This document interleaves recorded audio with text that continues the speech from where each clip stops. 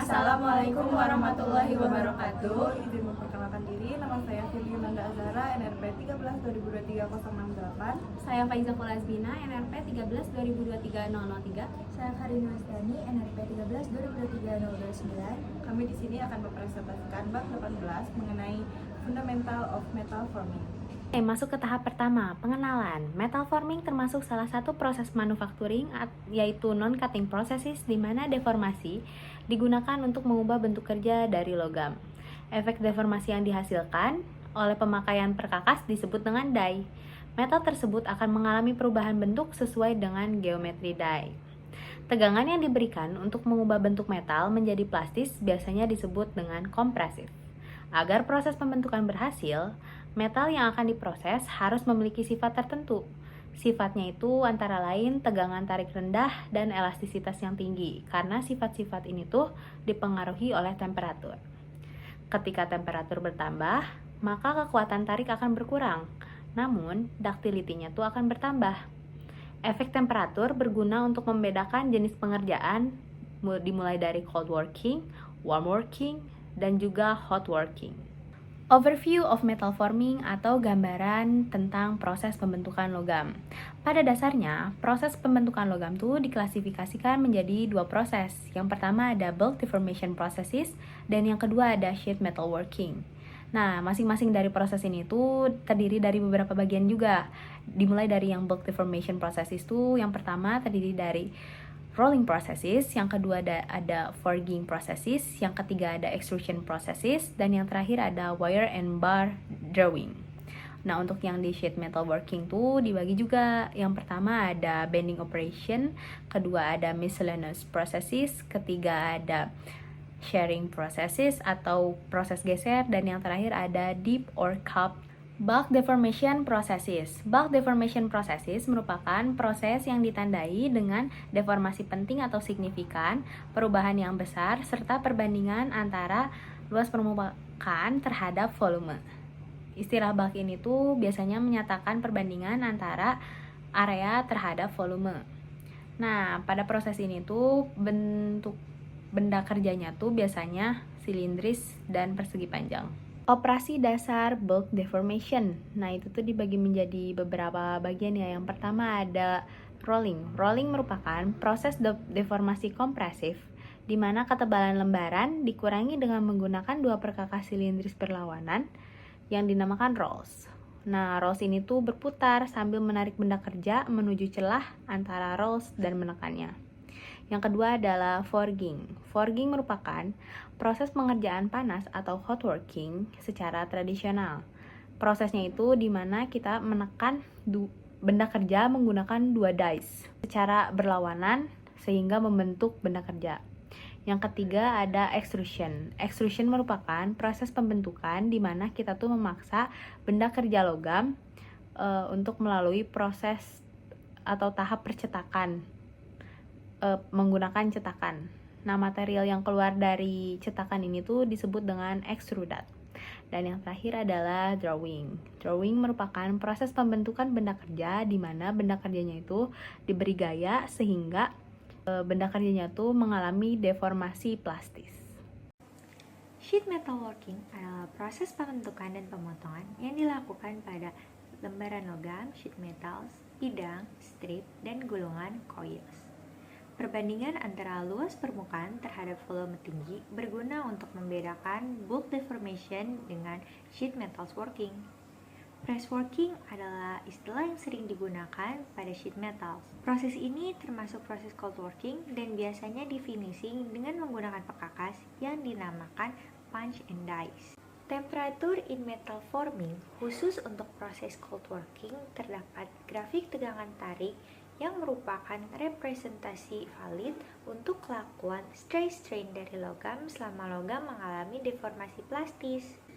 Kekuatan dan regangan adalah dua sifat logam yang akan berkurang pada temperatur tinggi.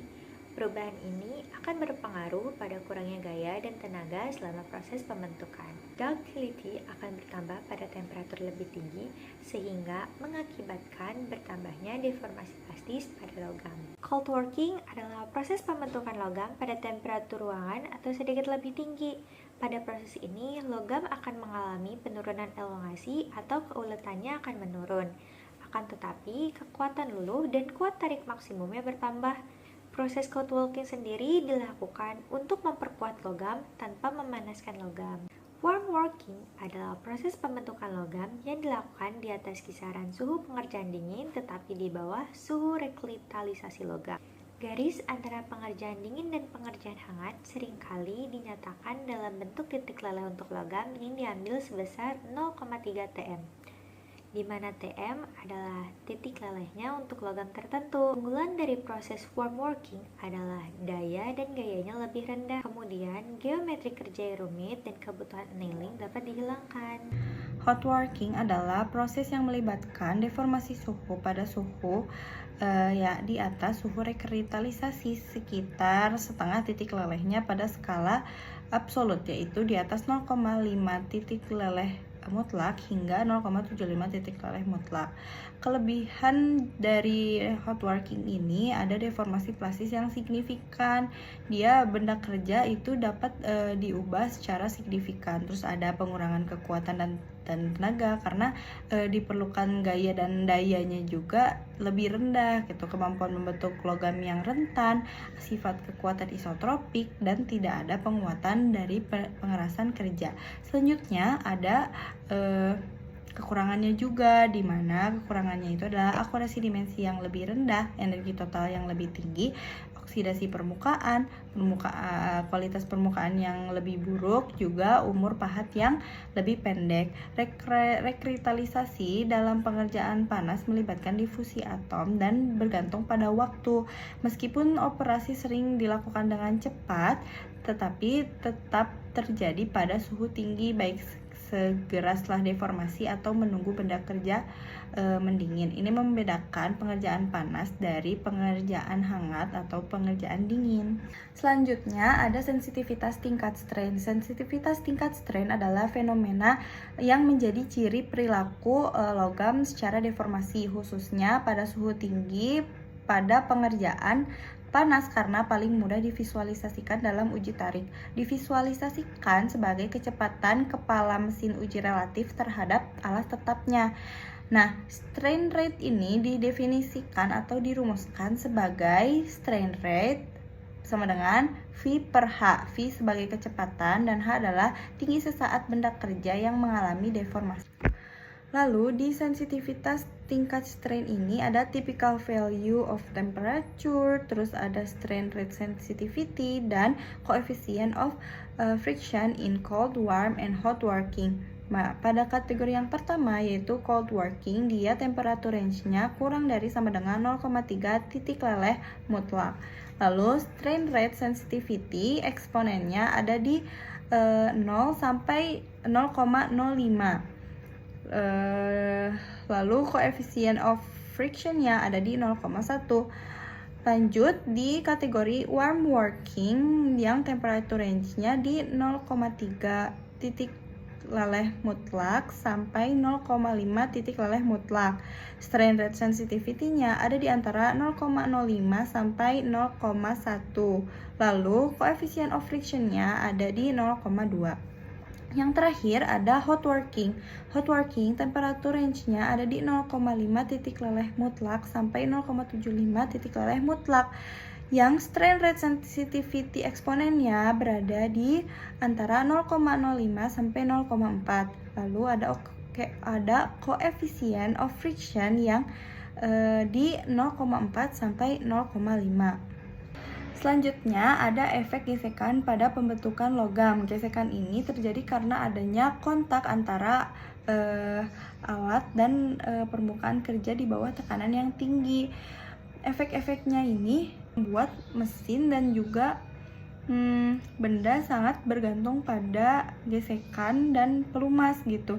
Seperti seperti pembentukan beban dan perpindahan tegangan, kecetakan, kualitas permukaan benda kerja yang dibentuk, juga keausan cetakan yang dapat dikurangi jika dia pakai pelumas, karena pakai pelumas bisa mengurangi gesekan. Nah, lalu efek gesekan pada pembentukan logam ini bisa terjadi lengket atau sticky friction. Itu terjadi karena tegangan gesekan melebihi tegangan geser logam, yang menyebabkan logam berubah bentuk tanpa meluncur. Ini menjadi masalah yang signifikan dalam operasi pembentukan logam seperti pengerolan. Yang terakhir, pelumas pengerjaan logam. Nah, dikarenakan sebelumnya ada kelengketan, manfaat pelumas ini sangat bermanfaat bagi pengerjaan logam karena dia bisa mengurangi kelengketan, terus mengurangi gaya tenaga, menghilangkan panas pada perkakas dan keausan pada alat. Nah, pertimbangan dalam pemilihan pelumas juga harus sesuai dan meliputi jenis proses pembentukan, pengerjaan, bahan, proses aplikasi dan lain-lainnya. Lalu ada jenis-jenis pelumas yang dipakai. Kalau di pengerjaan dingin itu ada minyak mineral, lemak, emulsi berbasis air, dan pelapis lainnya. Lalu ada pengerjaan panas, ada minyak mineral, grafit, kaca cair, dan pelumas yang berbasis air atau minyak. Sekian dari kami. Wassalamualaikum warahmatullahi wabarakatuh.